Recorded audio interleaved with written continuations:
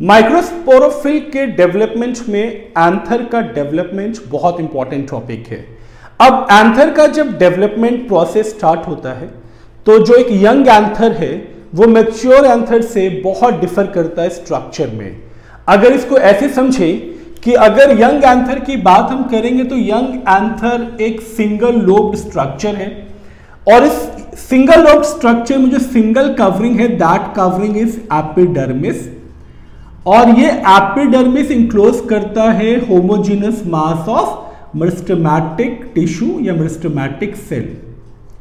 चलिए अब ये तो अंडरस्टूड है कि अगर इस यंग एंथर के स्ट्रक्चर को हम देख रहे हैं, ये यंग एंथर है, इसके स्ट्रक्चर को अगर हम देख रहे हैं तो एक कवरिंग हमें दिख रही है, दैट कवरिंग इज एपिडर्मिस और ये एपिडर्मिस एक homogenous mass of meristematic cell को इंक्लोज कर रहा है। अब मेरिस्टेमेटिक सेल का फंक्शन क्या है कि दे कीप ऑन डिवाइडिंग, तो जितना ये डिवीजन करेंगे उतना सेल का इलोंगेशन होगा, स्ट्रक्चर का इलोंगेशन होगा। तो due to meristematic activity anther जो है वो फोर लोब्ड बन जाता है। ओके, तो इस तरह से फोर लोब्ड बन जाएंगे एंथर्स की। और फोर लोब में से एक चीज आपको समझना है, क्योंकि एंथर का ये जो मैच्योर एंथर हम देख रहे हैं, इस मैच्योर एंथर के अंदर हमें फोर लोब्स दिख रही हैं, 1 2 3 एंड 4। ओके, और इसीलिए मैच्योर एंथर को टेट्रास्पोरेंजिएट भी बोलते हैं। ओके, टेट्रास्पोरेंजिएट, तो ये इंपॉर्टेंट है। 4 स्पोरेंजिया बन रहा है, 4 लोब बन रहा है, तो इसको टेट्रास्पोरेंजिएट बोलते हैं। हमें क्या करना है कि एक माइक्रोस्कोपिक एग्जामिनेशन करना है, यानी एक सेक्शन का, एक सिंगल स्पोरेंजियम का स्ट्रक्चर ऑब्जर्व करना है अंडर माइक्रोस्कोप। तो ये जो स्ट्रक्चर आप देख रहे हो ये स्ट्रक्चर है माइक्रोस्पोरेंजियम का। बात समझ में आ गई आपको? तो टेट्रास्पोरेंजियम या टेट्रास्पोरेंजिएट स्ट्रक्चर का हम एक स्ट्रक्चर यानी एक स्पोरेंजिया का स्ट्रक्चर हम देखेंगे। ओके, इसीलिए एक स्ट्रक्चर को हम माइक्रोस्पोरेंजियम बोलेंगे। माइक्रो क्यों? क्योंकि ये माइक्रोस्पोर के फॉर्मेशन करेगा, वो माइक्रोस्पोर जो बाद में पॉलन ग्रेन्स बनता है। ओके, अब जैसे ही यंग एंथर मैच्योर एंथर बना, फोर लोब्ड बना, एक चीज आपको और ध्यान में रखनी है कि बाद में ये जो लोब्स हैं ये पार्टीशन हो जाएंगे, डिवाइड हो जाएंगे। ओके, तो मैच्योर एंथर में 2 मेजर लोब्स बनेंगे इस तरह से, या 2 थैका बनेगा। ठीक है, तो इस तरह के मैच्योर एंथर को हम डाइथैकस एंथर भी बोलते हैं। ओके, डाइथैकस, टेट्रा, स्पोरेंजिएट, ये दोनों स्ट्रक्चर मैच्योर एंथर में दिखता है। बात समझ में आ गई? और एक चीज और आपने देखा होगा कि जब ये पार्टीशन होता है तो ये पार्टीशन होता है एक लॉन्गिट्यूडनल ग्रूव से, और ये लॉन्गिट्यूडनल ग्रूव अपने पोस्टीरियर साइड पे यानी इस तरफ आपको कनेक्टिव दिखेगा, यानी ये कनेक्ट रहेगा यहां पे, और दिस इज कनेक्टिव। अब कनेक्टिव के इंपॉर्टेंस क्या है कि कनेक्टिव के अंदर वैस्कुलर बंडल्स हैं, यानी जाइलम एंड फ्लोएम है, तो इसको जो नरिशमेंट मिलता है उसमें इन वैस्कुलर बंडल्स का भी बड़ा इंपॉर्टेंट रोल है। तो बात समझ में आ गई आपको? यंग एंथर है तो सिर्फ सिंगल कवरिंग एपिडर्मिस, और इसके अंदर जो स्ट्रक्चर है वो है मेरिस्टेमेटिक सेल। इस मेरिस्टेमेटिक सेल की मेरिस्टेमेटिक एक्टिविटी हुई, एंथर फोर लोब्ड हुआ, और फोर लोब्ड होते ही जो एपिडर्मिस है ये बहुत सारी लेयर्स को डिफरेंशिएट करती है, जो हम बहुत सारी लेयर्स अभी देखने वाले हैं। ओके, माइक्रोस्कोपिक एग्जामिनेशन हम जब करेंगे तो हमको बहुत सारी लेयर्स जो हैं वो दिखेंगी। और क्योंकि इस कंप्लीट मैच्योर एंथर में आपको 4 लोब्स दिखते हैं, तो इस मैच्योर एंथर को हम टेट्रास्पोरेंजिएट भी बोलते हैं। और जैसे एंथर मैच्योर होगा तो 2 साइड्स जो हैं वो पार्टीशन हो जाती हैं एक लॉन्गिट्यूडनल ग्रूव से, जो कि पोस्टीरियर साइड पे कनेक्टेड है विद द कनेक्टिव, और इस कनेक्टिव के अंदर वैस्कुलर बंडल है। ठीक है, तो हमें करना क्या है, एक स्पोरेंजियम का एक स्पोरेंजियम का माइक्रोस्कोपिक एग्जामिनेशन करना है। अब ये चीज क्लियर कि हम क्या डिस्कस करने वाले हैं, अब आपको चीजें बहुत इजीली समझ में आएंगी। तो हर एक लेयर को हम लोग बहुत डिटेल में डिस्क्राइब करेंगे क्योंकि इसके क्वेश्चंस बहुत इंपॉर्टेंट है for NEET point of view.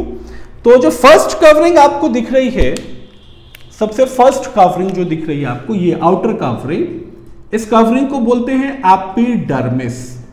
Okay, तो epidermis is the outer covering. Clear हुआ आपको? एपिडर्मिस के बाद एक चीज आपको और ध्यान में रखना है कि एपिडर्मिस जो है वो एक सिंगल लेयर है। ओके, एपिडर्मिस जो है वो एक सिंगल कवरिंग है, तो एक ही लेयर बन रही है एपिडर्मिस की, तो एपिडर्मिस एक सिंगल लेयर है। ओके, फिर आपको ये वाला जो कवरिंग दिख रहा है जिसको मैंने ब्लैक से मार्क किया है, ये कवरिंग है एंडोथीसियम। ओके, और ये एंडोथीसियम भी सिंगल लेयर है। ठीक है, तो दो कवरिंग्स आपको यहां दिख गई, एक एपिडर्मिस और एक एंडोथीसियम। इसके बाद जो कवरिंग्स आपको दिख रही हैं, जो मैंने यहां ब्लू से मार्क किया हुआ है, इस कवरिंग को बोलते हैं मिडिल लेयर। ओके, और मिडिल लेयर के फॉर्मेशन के लिए आप देखिए मैंने ड्रॉ किया है 2 लेयर्स, बट यहां पे 2 to 3 लेयर्स इन्वॉल्व होती हैं मिडिल लेयर की फॉर्मेशन के लिए। क्लियर हुआ आपको? अब मिडिल लेयर के बाद जो सबसे लास्ट कवरिंग हमको दिख रही है ना, ये वाला जो कवरिंग है, this is termed as tapetum. Okay, और टेपटम किसको इंक्लोज कर रहा है? टेपटम इंक्लोज कर रहा है, ये आपको दिख रहा है, this is microspore mother cell. Microspore mother cell मतलब ये माइक्रोस्पोर को बर्थ देगा, माइक्रोस्पोर को राइज करेगा, यानी माइक्रोस्पोर का डेवलपमेंट इसी पे बेस्ड है, माइक्रोस्पोर मदर सेल पे। ओके, तो ये है कवरिंग। अब इन कवरिंग्स को जरा डिटेल्स में देखें। एपिडर्मिस क्योंकि आउटर कवरिंग है, तो इसके बारे में एक चीज एकदम इजीली आपको समझना है कि ये जो सिंगल लेयर है, it is made up of parenchyma. ठीक है, अब पैरेन्काइमा का मेजर फंक्शन क्या है कि पैरेन्काइमा स्टोरेज ऑफ फूड करता है, तो इसलिए ये लेयर बहुत इंपॉर्टेंट हो जाती है। नंबर 2, जो अरेंजमेंट आपको दिख रहा है वो है compactly packed barrel shaped cell. अगर शेप की बात करें तो शेप अगर बैरल है तो इसका मतलब है, ये अंडरस्टूड है कि ये बहुत टाइटली, बहुत कॉम्पैक्टली पैक्ड है विदाउट इंट्रासेलुलर स्पेस। ओके, तो आउटर मोस्ट कवरिंग है, तो इसका मेजर फंक्शन क्या हुआ? It gives protection, simple, and it is made up of parenchyma, तो इट स्टोर्स फूड। इससे ज्यादा आपको कुछ भी याद नहीं रखना है एपिडर्मिस के लिए। फिर आता है second covering, that is endothecium. अच्छा, एंडोथीसियम सबसे ज्यादा इंपॉर्टेंट कवरिंग है, मैं बताऊंगा क्यों। क्योंकि endothecium is made up of fibres. अब देखिए यहां पे फाइबर्स जो हैं वो 2 टाइप के हैं, एक फाइबर है कैलोस फाइबर और एक फाइबर है सेलुलोज फाइबर। ओके, अच्छा, इस लेयर की एक और इंपॉर्टेंट जो फीचर है वो है कि ये लेयर मॉइस्चर एब्जॉर्ब कर लेता है from the air. Okay, it absorb moisture from the air, और अगर ये मॉइस्चर एब्जॉर्ब कर रहा है तो इसे हम हाइग्रोस्कोपिक थिकनिंग के नाम से भी जानते हैं। ओके, या हाइग्रोस्कोपिक लेयर के नाम से भी जानते हैं। हाइग्रोस्कोपिक क्यों? क्योंकि ये एब्जॉर्ब कर रहा है moisture from the air, that's why it is termed as hygroscopic. इतनी बात समझ में आ गई। और एक चीज आपको बहुत अच्छे से याद रखना है कि आफ्टर मैच्योरेशन, जब कंप्लीट मैच्योरेशन हो जाएगा और एंथर जब ड्राई हो जाएगा, तो एंथर के ड्राई होते ही एंडोथीसियम रप्चर होगा। Okay, to release pollen grain. तो ये जो रप्चर हो रहा है ना, टू रिलीज पॉलन ग्रेन, उस साइट को हम बोलते हैं, उस साइट को हम बोलेंगे स्टोमियम। ओके, तो स्टोमियम का मतलब that site where the fibres are absent, जहां पे फाइबर्स एब्सेंट है वहीं से पॉलन ग्रेन्स रिलीज होंगे, वहीं से एंडोथीसियम रैप्चर होगा। तो जो लेयर रैप्चर होती है दैट लेयर इज एंडोथीसियम। ये भी इजी। अब आते हैं हम लोग नेक्स्ट पार्ट की तरफ, that is middle layer. Middle layer का फंक्शन भी बहुत इंपॉर्टेंट है, क्योंकि मिडिल लेयर का फंक्शन क्या है ना कि it provide nourishment to tapetum. अब देखिए, टेपटम नरिशमेंट लेगा मिडिल लेयर से एंड टेपटम नरिश करेगा माइक्रोस्पोर मदर सेल को। तो it provide nutrition to tapetum. तो ये अच्छे से याद रखना है कि टेपटम को नरिशमेंट कौन दे रहा है, मिडिल लेयर दे रहा है। अब लास्ट में आते हैं टेपटम के पास। टेपटम के भी बहुत इंपॉर्टेंट फंक्शंस हैं, क्योंकि टेपटम को इनर मोस्ट लेयर माना जाता है। ओके, सबसे इनर मोस्ट लेयर है। एंड सबसे यूनिक प्रॉपर्टी क्या है टेपटम की, जिसे मैं रेड पेन से मार्क कर रहा हूं, tapetum is multinucleated. Okay, तो अगर क्वेश्चन ये आता है which layer is multinucleated, तो tapetum is multinucleated. Okay, and it is the innermost layer. Now the function of tapetum is to nourish the pollen grain. Okay, sorry, to nourish the microspore mother cell to develop into pollen grain. So basically it provide nutrition to microspore mother cell. मैं short form लिख रहा हूं MMC. Clear? It provide nutrition to microspore mother cell. अब microspore mother cell को nutrition तो ये दे रहा है. Okay, the layer tapetum provides nourishment to microspore mother cell. अब उस न्यूट्रिशन में टेपटम क्या क्या रिलीज करता है, इस पे भी क्वेश्चन आता है। तो टेपटम रिलीजेस और tapetum provides, okay, tapetum releases enzymes. Okay, enzymes भी टेपटम रिलीज करते हैं, अमीनो एसिड्स भी टेपटम रिलीज करता है, एंड हॉर्मोन्स भी टेपटम रिलीज करता है। ओके, एक बहुत इंपॉर्टेंट क्वेश्चन और भी बनता है, क्योंकि टेपटम का फंक्शन बिल्कुल ग्लैंडुलर है। तो व्हेन टेपटम बिकम्स ग्लैंडुलर और the glandular tapetum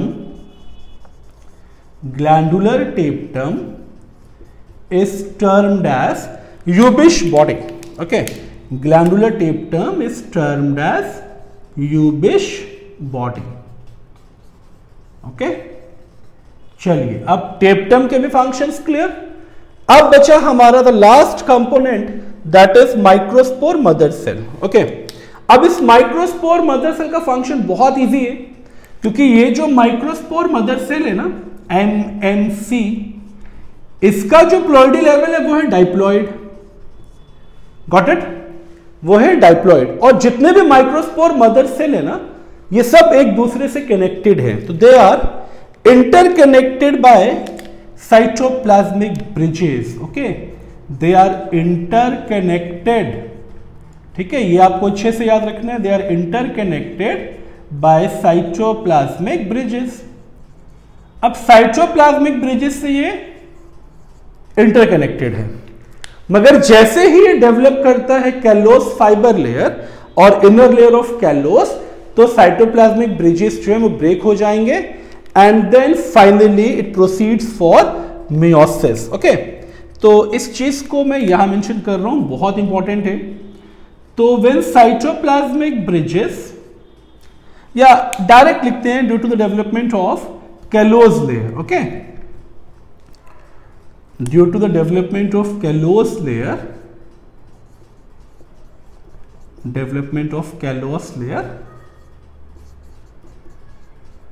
okay, cytoplasmic bridges. अब बेटा इस पॉइंट को लिखने के लिए मैं इस पोर्शन को रब कर रहा हूं, आप आई होप नोट कर चुके हैं। चलिए, तो कैलोस लेयर के बनते ही क्या होगा, साइटोप्लाज्मिक ब्रिजेस जो होंगी वो ब्रेक हो जाएंगे। Okay, cytoplasmic bridges breaks and then it proceeds for meiosis. It proceeds for meiosis. Clear हुआ ये? अब जैसे ये मियोसिस के लिए प्रोसीड करेगा तो अब हमें सिर्फ मियोसिस की स्टेज देखनी है, उसके बाद बिल्कुल ये इजी हो जाएगा आपके लिए। ओके, तो ये है MMC, microspore mother cell which is diploid. Okay, तो हमने मियोसिस परफॉर्म किया इसमें, मियोसिस 1 and 2, क्योंकि meiosis completes in 2 stages and it leads to the formation of microspore tetrad. Okay, so these are the microspore. Okay, these are the microspore.